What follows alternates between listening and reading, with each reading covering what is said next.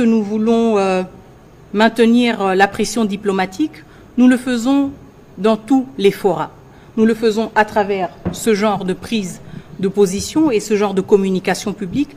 Nous le faisons dans nos interactions avec le corps diplomatique. À cet effet, nous avons déjà pris la décision aussi de rencontrer le corps diplomatique accrédité en République démocratique du Congo pour avoir un échange franc sur le déroulé du processus de Rwanda et ce dernier épisode.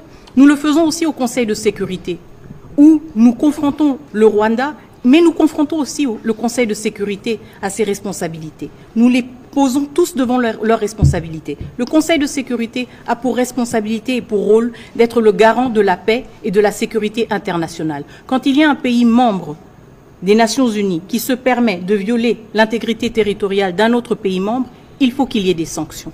Et nous n'allons pas nous lasser de rappeler aux membres permanents et non permanents du Conseil de sécurité qu'ils ne sont pas en train de faire leur travail correctement.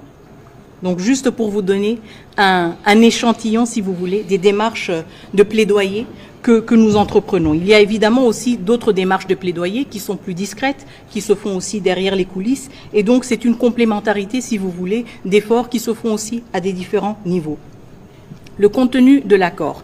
Alors, pour vous expliquer, le projet d'accord nous a été donné lors de la deuxième réunion ministérielle. Et donc, les travaux des différentes réunions ministérielles s'étaient concentrés sur l'examen de cette proposition qui a été faite par la facilitation.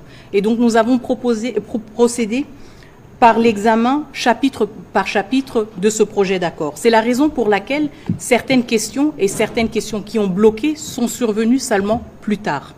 La question du CONOPS, donc la question du désengagement des troupes rwandaises du territoire de la République démocratique du Congo et la question de la neutralisation des FDLR nous a pris quand même assez longtemps parce que c'était un travail qui devait être fait au niveau des experts.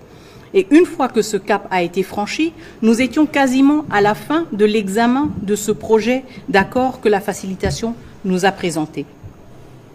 Le problème qui s'est posé hier quand le Rwanda a insisté sur l'inclusion justement d'un dialogue direct entre la République démocratique du Congo et le M23, chose que nous avons toujours rejetée et que le Rwanda a ajouté à cela la condition qu'un tel dialogue ait lieu avant toute signature d'un accord.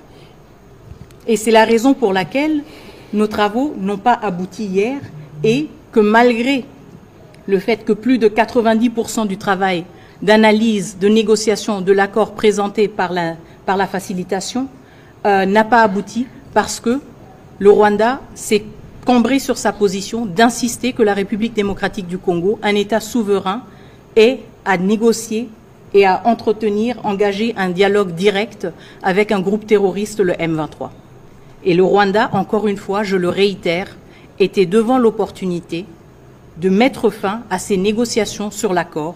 Nous avions tous l'opportunité d'adopter ce projet d'accord, mais le Rwanda a préféré privilégier le M23 et a sacrifié la paix et l'accord, en tout cas temporairement, pour plutôt protéger le M23.